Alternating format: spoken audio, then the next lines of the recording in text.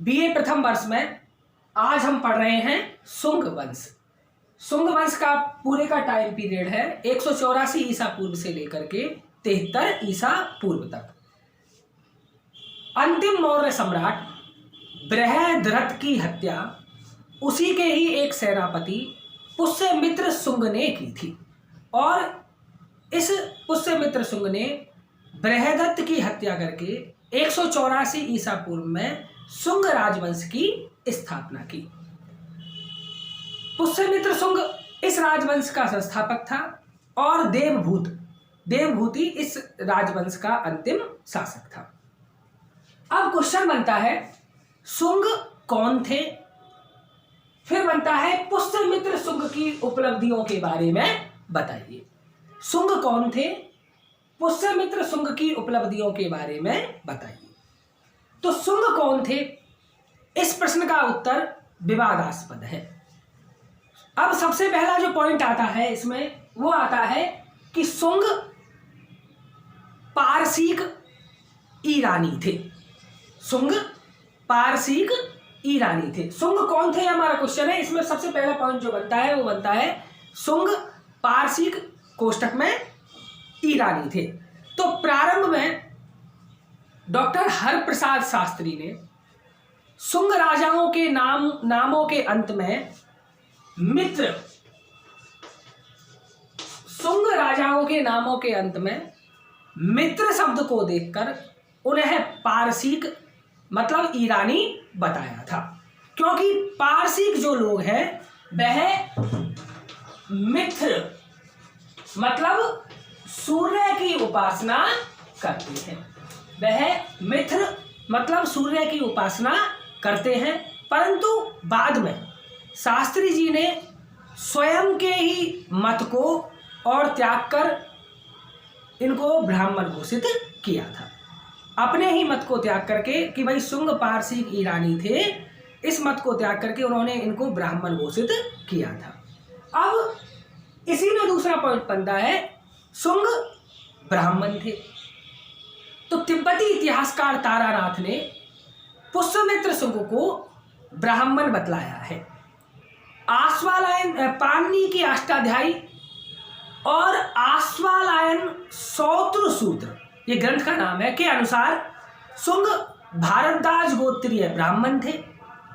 Doctor बिमलचंद Pandey के अनुसार यह मत सबसे अधिक प्रबल और मान्य प्रतीत होता है।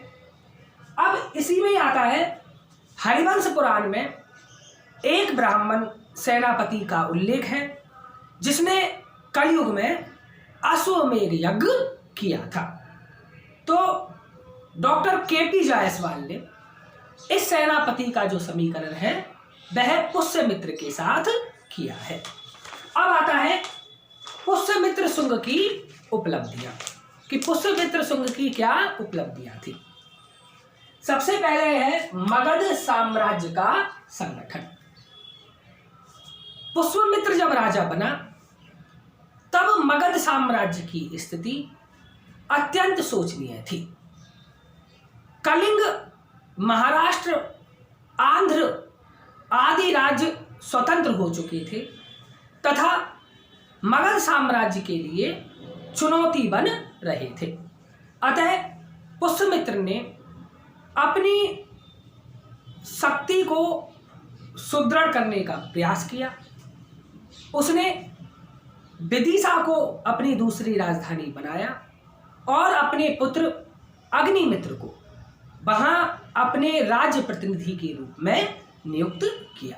तो ये था सबसे पहले उसने शासक बनने के बाद मगध साम्राज्य का संगठन किया। दूसरे नंबर पे है विदर्भ से युद्ध। पुष्यमित्र के राज्यकाल की पहली घटना थी विदर्भ से युद्ध। इसका विवरण कालिदास ने एक पुस्तक लिखी है मालविकाग्नि मित्रम, जो उसका नाटक है। एक नाटक लिखा है मालविकाग्नि मित्रम, उसमें मिलता है। विदर्भ में एक नया राज्य स्थापित हुआ था जिसका राजा था यज्ञसेन और वह पुष्यमित्र शुंग का स्वाभाविक शत्रु था। अंतिम मौर्य सम्राट बृहद्रथ की हत्या के समय दो परस्पर विरोधी गुटों का उदय हुआ। उनमें एक का नेता था पुष्यमित्र और दूसरे का नेता था मंत्री। यज्ञसेन जो था वह मंत्री का निकट का संबंधी था। सम्राट बृहद्रथ की हत्या के बाद पुष्यमित्र ने मंत्री को बंदी बना लिया था। यज्ञसेन का चचेरा भाई माधवसेन अग्निमित्र का साथी था। एक दिन माधवसेन अपनी बहन मालविका के साथ विदिशा जा रहा था तो यज्ञसेन की सेना ने दोनों को बंदी बना लिया। अग्निमित्र ने यज्ञसेन को इन दोनों को रिहा करने के लिए कहलवाया तो यज्ञसेन ने बदले में मंत्री को छोड़ने की बात कही। इस पर अग्निमित्र ने अपने सेनापति वीरसेन के साथ विदर्भ पर आक्रमण कर दिया। यज्ञसेन पराजित हुआ। उसे अपना आधा राज्य माधवसेन को देना पड़ा तथा पुष्यमित्र की अधीनता स्वीकार करनी पड़ी। तो यह था विदर्भ से युद्ध। अगला आता है यवन युद्ध। पुष्यमित्र शुंग के शासनकाल की दूसरी जो प्रमुख घटना थी वह थी यवन आक्रमण। यवन आक्रमण की पुष्टि पतंजलि के महाभाष्य, गार्गी संहिता और कालिदास द्वारा रचित मालविकाग्निमित्रम से होती है। पतंजलि के महाभाष्य के अनुसार यवनों ने अयोध्या पर आक्रमण किया। गार्गी संहिता के अनुसार यवनों ने मथुरा, साकेत, पाटलिपुत्र तथा पांचाल पर आक्रमण किए। कालिदास के मालविकाग्निमित्रम में पुष्यमित्र के पौत्र वसुमित्र और यवनों के मध्य संघर्ष का उल्लेख मिलता है। संघर्ष का कारण था अश्वमेध के घोड़े को यवनों द्वारा पकड़ना, जिसके कारण सिंधु नदी के तट पर दोनों पक्षों में युद्ध हुआ जिसमें यवनों की पराजय हुई। यवन आक्रमण का नेता कौन था, इस विषय में इतिहासकार एक मत नहीं है। गोल्ड स्टूफर, रैप्सन और डॉक्टर स्मिथ आदि के अनुसार यवन आक्रमण का जो नेता था वह था मीनेंडर, जबकि भंडारकर, डॉक्टर राय चौधरी तथा जायसवाल के अनुसार यवन आक्रमण का जो नेता था वह था डेमीट्रियस। तो ये था यवन आक्रमण। अब आता है अश्वमेध यज्ञ।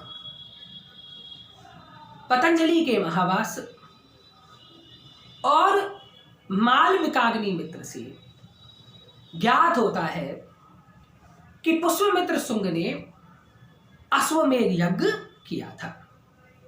महाभाष्य से पता चलता है कि स्वयं महर्षि पतंजलि ने इस यज्ञ में ऋत्विक का कार्य किया था। अयोध्या के अभिलेख के अनुसार पुष्यमित्र ने 2 अश्वमेध यज्ञों का आयोजन किया। तो जो महर्षि पतंजलि थे उन्होंने पुष्यमित्र शुंग द्वारा किए गए अश्वमेध यज्ञों में ऋतिक का कार्य किया और अयोध्या जो अभिलेख है उसके अनुसार यह जानकारी मिलती है कि पुष्यमित्र शुंग ने 2 अश्वमेध यज्ञ किए थे। अब आता है ब्राह्मण धर्म का पुनरुद्धार। पुष्यमित्र शुंग ब्राह्मण धर्म का प्रबल समर्थक था। उसने ब्राह्मण धर्म की प्रतिष्ठा को पुनः स्थापित करने का भरसक प्रयास किया। इसी के संबंध में उसने अश्वमेध यज्ञ का आयोजन किया। पतंजलि पुष्यमित्र के राज्य पुरोहित थे। उन्होंने महाभाष्य नामक ग्रंथ की रचना की। शुंगों के शासनकाल में ब्राह्मण धर्म सामाजिक एवं सामाजिक व्यवस्था का वर्चस्व पुनः कायम हो गया था। अब आता है पुष्यमित्र शुंग और बौद्ध धर्म। विद्वानों के अनुसार पुष्यमित्र बौद्ध धर्म का शत्रु था और उसने बौद्ध अनुयायियों के साथ घोर अत्याचार किया था। बौद्ध ग्रंथ दिव्यावदान में उल्लेख है कि पुष्यमित्र शुंग घोर बौद्धद्रोही था। उसने 84,000 स्तूपों को नष्ट करके ख्याति प्राप्त करने का प्रयत्न किया और बहुत से स्तूप नष्ट कर दिए। उसने यह घोषणा भी करवाई कि जो व्यक्ति उसे बौद्ध भिक्षु का सिर ला करके देगा उसे वह 100 दीनार इनाम में प्रदान करेगा। तिब्बती लेखक तारानाथ का मत है कि पुष्यमित्र ने मध्य प्रदेश से जालंधर तक बहुत से बौद्ध अनुयायियों का वध करवा दिया और उनके स्तूपों तथा विहारों को नष्ट कर दिया, जबकि अधिकांश विद्वान इन मतों का खंडन करते हैं। उनके अनुसार पुष्यमित्र एक सहिष्णु शासक था। उनका कहना है कि पुष्यमित्र के शासनकाल में बहुत बौद्ध, गया और सांची के स्तूपों को नया रूप दिया गया और उनके आकार को बढ़ाया गया।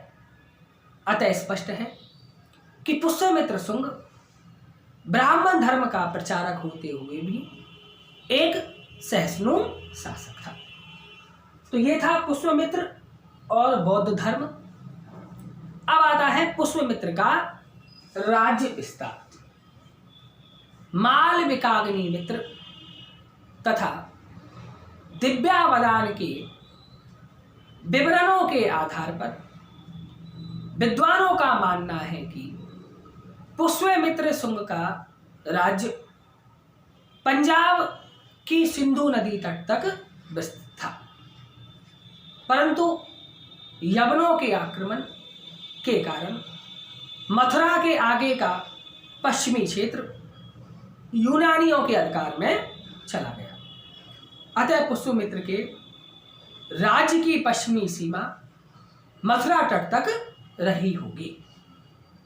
मेरुतुंग के विवरण से पता चलता है कि दक्षिण पश्चिम में अवंती पर पुष्यमित्र शुंग का अधिकार था। दक्षिणी सीमा पर स्थित विदिशा भी पुष्यमित्र के राज्य में सम्मिलित था। पूर्व में पाटलिपुत्र उसकी राजधानी थी।